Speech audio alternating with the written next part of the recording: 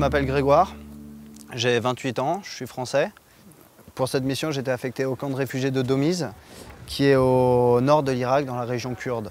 Je suis responsable logistique, ce qui inclut la gestion de la base logistique, de l'hôpital et de certaines activités dans le camp. Ici, il y a effectivement la barrière de la langue qui rend le travail plus difficile. Bon, on fait avec les moyens du bord aussi. Les gens sont très compétents aussi, ils savent ce qu'ils font, ils sont très autonomes. Donc Ahmed, qui est l'assistant logistique, en fait, ça va être mon bras droit au sein de l'hôpital. C'est une personne clé ici, notamment puisque c'est aussi la seule personne de l'équipe qui parle anglais. Au sein de l'hôpital, en tant que logistique, on est aussi responsable de l'hygiène et du triage des déchets pour travailler dans les conditions les plus saines. 6 derniers mois, on est intervenu sur des distributions d'eau dans certaines phases du camp, puisque la population n'avait absolument aucun accès à l'eau.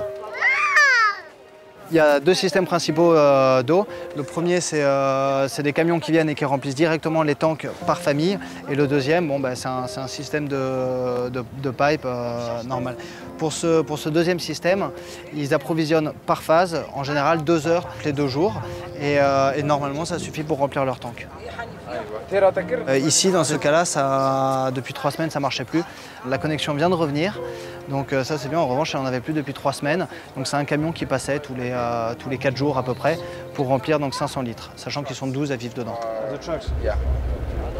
Dans le camp de réfugiés de Domiz, on s'est engagé à intervenir sur du choléra si jamais ça devait arriver. Ça peut être dramatique. Donc ici, maintenant notre objectif c'est de se préparer par rapport à cette situation d'urgence. Se préparer, ça veut dire trouver un site et avoir tout le matériel nécessaire pour intervenir. Donc ici on est en train de fabriquer des tentes. Tout simplement, qui seront stockés et qui seront dédiés uniquement à une intervention choléra si jamais ça doit arriver. En fait, ici, les gens sont très reconnaissants de notre travail. Ils nous reconnaissent, ils ont vraiment une sensibilité humaine, ils nous reconnaissent en tant qu'ONG. Ils savent et ils comprennent qu'on est là pour essayer de les aider, pour essayer de donner un peu ce qu'on a à donner. Et ils reçoivent avec plaisir, ce qui n'est pas le cas partout. Tout le monde peut essayer de faire de l'humanitaire, après on accroche pas. Pour être très honnête, j'ai pas été fondamentalement convaincu après ma première mission. J'ai voulu pousser un petit peu l'expérience, j'ai été sur le terrain, j'ai vécu quelque chose de très fort, de très intense et ça m'a apporté quelque chose, j'ai pris la force de nos actions, j'ai compris un petit peu pourquoi on était là, on était les seuls à être là d'ailleurs aussi, et j'ai vraiment compris l'utilité de l'action et c'est pour ça que je continue aujourd'hui. Le jour où j'y croirai plus, j'arrêterai. Ouais.